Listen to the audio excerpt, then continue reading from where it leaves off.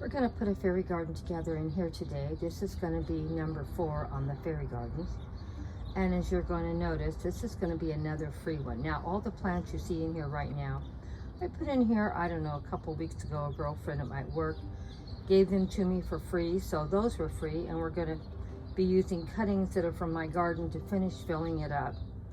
So, free fairy garden. If you're wondering how I'm going to do 30 fairy gardens in 1 month and stay in budget, using things I already have by shopping the garden, the house, the garage, and of course, people are always giving me something. They know I do a lot of gardening.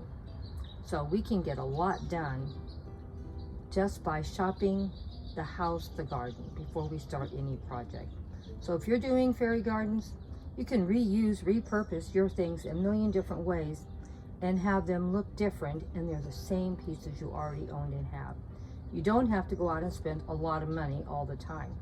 Go out there and see if there's something already in your garden growing. We're going to do some fairy gardens around plants that are in my garden that weren't even made for a fairy garden. We're going to make it work. Okay, let's get busy and get this one going.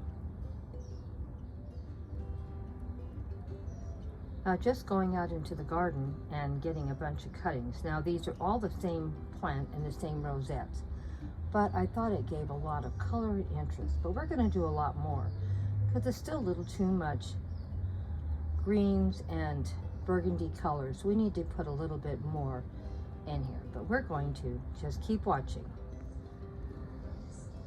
I trimmed some of the brown things off of the leaves and trim them up a little just so they would look a little bit better.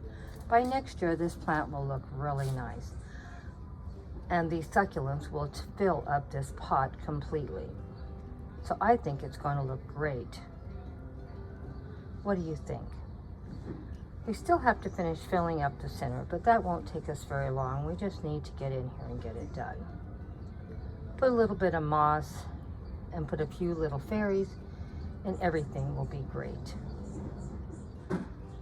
Well, I think we're pretty well done. What do you think? It was a small, simple little fairy garden. We used only cuttings from our garden or plants that were given to us. I didn't buy one plant for this. We have 2 fairy garden houses from Dollar Tree. They're not new either. And my little red mushroom has been around for quite some time. And we use a little bit of stuff from our moss bag that I take out. Now these will not stay in here. Moss is too expensive, anything to do with moss. I do the photo ops, put it back in the bag. That's why you'll see a lot of it from time to time when I pull the bag out. But I never leave it in the ground because it's just too expensive. Now we're going to do one more fairy garden today, and it's going to be for free also. So that will mean that we've done 4 fairy gardens.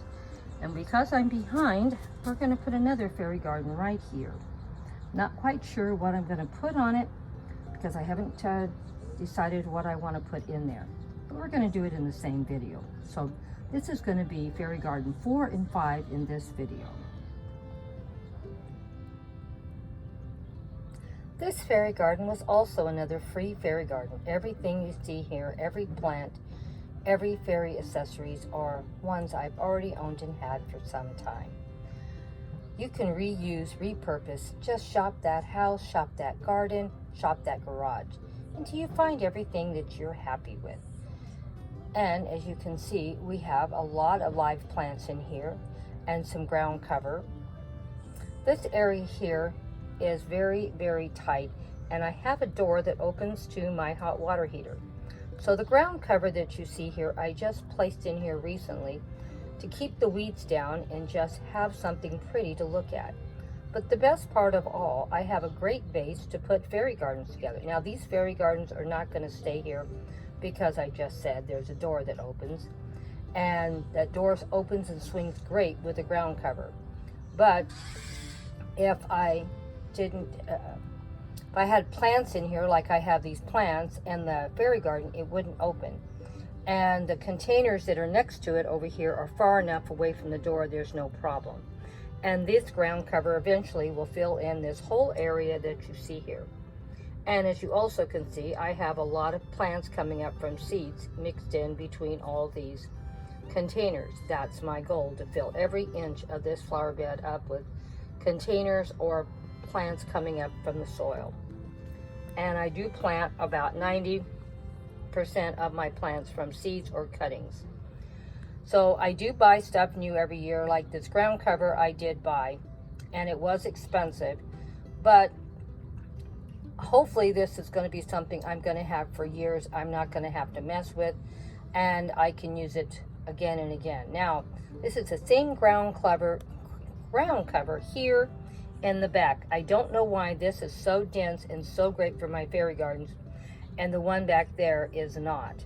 Now, it could be that is a newer plant and it hasn't gotten firm enough. This one is firm enough to put a fairy house on it without having any problems, and nothing, and not going down. So I'm glad that I ended up using two different pieces. This was one I bought a while back, and this one I bought a couple months ago. So there's about 2 months difference in the time I've had them also. And this one, I've taken some of it out and put it into FairyGardens already. So I'm real pleased and happy that I did what I did. It worked out perfect. I don't even know if I was thinking that it was going to do that. I just wanted to fill this area up because I wanted this door to be able to open. But I'm real happy how the fairy garden turned out. This is something else I want to share with you. That fairy house right there is broke, and I've had it a long time. It's not a new piece. It's probably 4 or 5 years old. And it broke, and I don't want to throw it away because the whole piece is really good except for that top. I just put a flower in the top. You can't even tell that it's broke up there now. So just because something gets broke or something happens to it, you know, try to think out of the box how you can hide it and reuse it as much as you can. I have a lot of broken pieces that I still have, I'm still using. So it's possible. And here we have the little gnome coming over to show his fairy friend next door, his beautiful bird, and she was so happy and pleased that he brought the bird over to share. Sister is in the background, as you can see, because she's smaller. And the bigger ones I have in the front, for they look like they belong together. And that's another little trick. Put the smaller pieces in the background and put the bigger ones to the front. And it will work together that way. I do a lot of that also.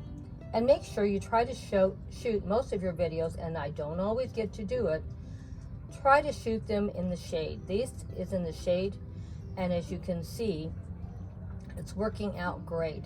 There's no shadows, and my picture quality and my color quality is really good. That is one thing. I'm not good at a lot of things, but I really do try to take my pictures early in the morning when I can. Now, it's not always possible when I'm outside because I'm still working, and it's hard to get up bright and early when you don't go to sleep until like 1 o'clock in the morning. I get off at 11. Time I get home, it's 11:30, 11:40. Time I get in bed, it's probably 12 or 12:30. Time I go to sleep, it's got to be 1 o'clock. So sometimes I just can't do it. But I just wanted to share with you what you can do, and this was free also.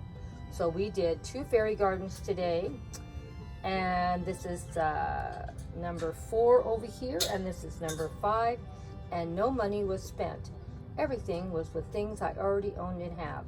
Let me know what you thought about the 2 fairy gardens we put together today.